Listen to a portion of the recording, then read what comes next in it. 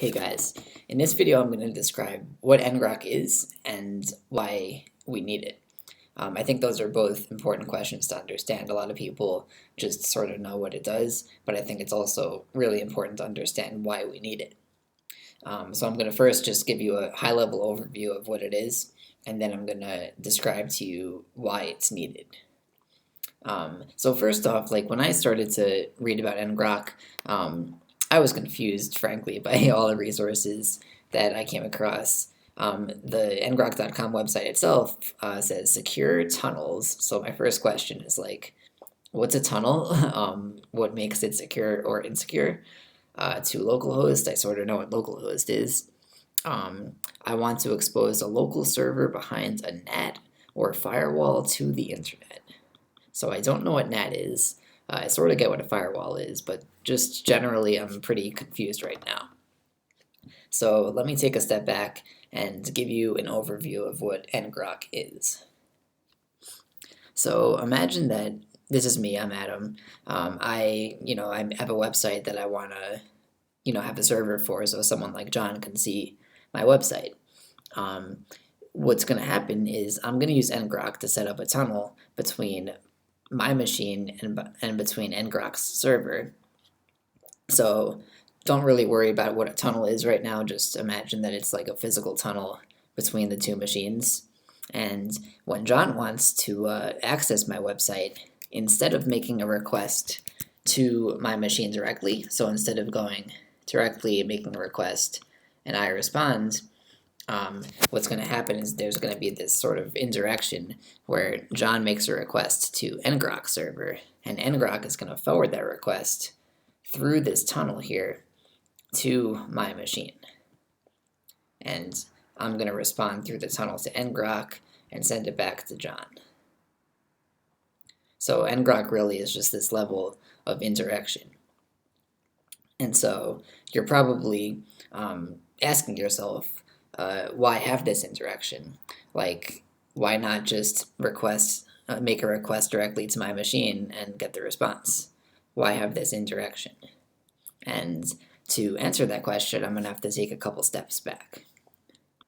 So the internet was originally designed around what's called the end-to-end principle. And before, so you might understand this, you might not. I want to just take a step back and make sure you understand how the internet works. So the way the internet works is like if I'm Adam, I want to serve content to people. I want to create a website for other people to see. What would happen is Drew would make a request to my server and say, hey, can I see your website? And I would respond and say, sure, here you go. So that's how the internet works. But like I said, the internet was designed around the end-to-end principle, which means that any one machine, any one node, can act as a server or a client. So here, Drew is acting as a client. He's requesting something from me, and I'm acting as a server. I'm responding to him. But the way the internet was designed, it's supposed to be that like I could, request something from Amy, and Amy could respond with her stuff. It might help to think about this sort of like a market where, like, let's say I sell pizza, and Drew and Jesse can request pizza from me. But I need to eat, so I can request corn from Amy. Amy might sell corn. So any one node can be a client or a server. That's how the internet was supposed to work. So you may or may not know that what an IP address is. So an IP address, each device has an IP address. So my laptop, my cell phone, my router, my printer, every device has its own IP address. And that's used to identify the device, similar to how a social security number is used to identify a person. Each person has their own social security number, so you know that 1, 2, 3, 4, 5 corresponds with Adam, for example. And IP addresses can be either public or private. So you can think of it sort of like a street address, where the address tells people where you live, but your address can either be public or it can be private. If it's public, people know what it is and they know where to find you. If it's private, they won't know where to find you. They won't know what the address is, so they won't know how to find you. So okay, so each device has its own IP address. Back when the internet was young, they decided to use 32 bits to use for IP addresses. And if you do the math, there's about 4.3 billion combinations of 32 bits. So we have 4.3 billion IP addresses to hand out to machines or devices. And there's a problem because there's over 7 billion people in the world. And, some people have multiple devices. So we're going to have like 20 billion devices, let's say, something like that. I don't know. So the reality is that each device can't have its own IP address. That's like the pigeonhole principle, where you have 10 pigeons to fit into 9 holes. You're not going to be able to fit one pigeon in one hole. Some holes are going to have 2 pigeons, or some pigeon is going to be left out. So we've got a little bit of a problem here. And to make the problem concrete, let's say that I have a private IP address. My address is private, like similar to how my street address might be private. People won't know my address, they won't be able to find me. And let's say that I wanted to know what the score of the Spurs game is. So I would want to send a request out to ESPN.com to know the score. And ESPN would receive my request, and it would want to respond to tell me what the score is, but since my address is private, ESPN doesn't know how to find me. So I can't receive responses so far.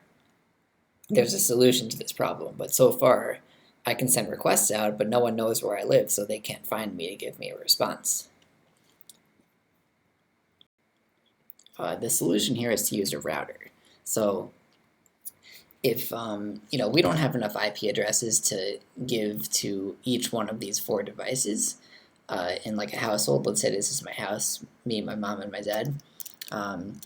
But we do have enough IP addresses if like all of these devices shared one, let's say. And that's the way it works, is all 4 of these devices are going to share this one public address, this router. So this router is going to have a public address, and these 4 individual devices are going to have private ones. Meaning they live over here, but their address is private, like someone in the cloud can't come and find them because their address is private, but someone in the cloud could find the router. So what's going to happen is, if I want to request something from ESPN.com, I'm going to say, hey router, I want something from ESPN.com. Can you go please find it for me, because I know that you're public and they can find you with the response. So the router is going to be like, sure, yeah, I'll go get you ESPN.com. And ESPN here in the cloud, ESPN, is going to respond. And because my router has a public address, ESPN can find it. And then my router is going to get the response, and it's going to remember, oh, Adam, you requested ESPN.com. Here you go. And, let's say at the same time my mom requested, I don't know, Amazon.com, she's going shopping, the router is going to go to the cloud and make a request for Amazon, and that response is going to come back. And my router is going to remember it was my mom who requested Amazon. It wasn't my dad's iPhone, for example. That's not going to happen, because my router is smart, it knows who requested what. So this solves the problem of these guys having private addresses, because before, when I wanted to request ESPN.com and it wanted to send a response to me, it couldn't find me because my address was private. But with this approach here, where we have a router, it solves that problem. So here's a question for you. You can see how the router allows me to make requests out to the internet and get back responses, but let's say that I have a website, adam.com, and I want to be a server. Remember the end-to-end principle where each node can act as a client or a server. Let's say that I want to act as a server now, and I have adam.com, and let's say that John wants to access adam.com. What's going to happen? So let's say that I just get like, I mean, let's say that John wanted to just request Adam.com from me. That wouldn't be able to happen because my address is private. John doesn't know where I live. John doesn't know where to go to get Adam.com. So this here is a problem. This architecture, this broke the end-to-end architecture of the internet, and I can't act as a server and a client because my address is private. So, we've got a little problem here. One thing that you can do is you can basically make your router your server in a way, and you can tell John, like, hey, you just asked my router for my website. But then, like, how does my router know where to forward this request? Does it go to me? Does it go to my mom? Does it go to my dad, my iPad? Like, how would my router know? And the answer to that is that you'd have to configure your router to look at the incoming request and who would it forward it onto. You'd have to write some logic, and that's called port forwarding. So you can, let's say that John requests something on port 80. You can say to your router, like, every request you get on that like is requesting something on port 80, you send it to me. You send all the port 80 requests to me. So one option is that you use your router and you write some logic inside of it that would tell your router who to forward requests onto. That's one option. But let's say that you don't want to do that. You don't want to write the logic in your router. Let's say that you just want to, like, real easy, let John or Amy or whoever else access your website. What you can do is you can use ngrok. So what ngrok is it's its own server. This is ngrok. ngrok. And you can, so ngrok exists, it's its own server. But what you could do is you can set up this sort of tunnel that exists between ngrok and you. You can set this tunnel up here. So what would happen is John would send his request to ngrok, and ngrok would forward it through this tunnel to your private machine. And the key thing here is that, yeah, usually private machines with private IP addresses can't be accessed, but you built this special tunnel that allows ngrok to access it. So what would happen is you'd tell John, like, hey, you go to ngrok, you go to, like, let's say adam.ngrok.com, and adam.ngrok.com is going to forward the request on through this tunnel to your laptop. And you would then respond. It would go to ngrok, and then ngrok would forward that response back to John. So that's essentially, ngrok is solving this problem where people can't access private machines by building this tunnel between ngrok and the private machine. And it's acting as this intermediary where you're telling John, like, hey, you go to ngrok, you can't find my address, I want to keep it private. I only want ngrok to know about my address because I trust ngrok, let's say. I don't want to tell you my address. So you're going to tell John, you go to ngrok is going to forward it to me. I'm going to send my response back to ngrok, and ngrok is going to send it to you. You can sort of think of it as, let's say I'm this rich and famous person, and I don't want annoying fans to like know where I am so they could contact me. And ngrok is like my secretary, where I can tell my fans, like, hey, this is where my secretary lives. You can go talk to my secretary, and my secretary is going to forward it on to me, and I'll give my response to the secretary, and she'll give it back to you. So ngrok essentially, it acts like a secretary. And similar to how secretaries work in the real world, I can give my secretary some instructions and say, John's sort of annoying. I don't want him to be able to contact me. So if you get a request from John, just disregard it. But Amy over here, she's a nice girl. If you get a request from her, you can forward it on to me. And you can configure ngrok to do those sorts of things. So ngrok, we already know that it lets you basically create a server even when you have a private machine. But another thing ngrok is good for is what's called webhooks. So, so there's this thing called Twilio, which basically is a web service where if John over here wants to call me, John would call this number that I bought from Twilio.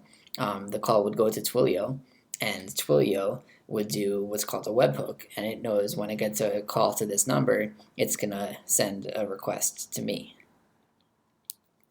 But there's a little problem here because, like, if my machine is public, that would work. But if my machine is private, I'm in local development, Twilio doesn't know my address, so it won't be able to know like where to send this request.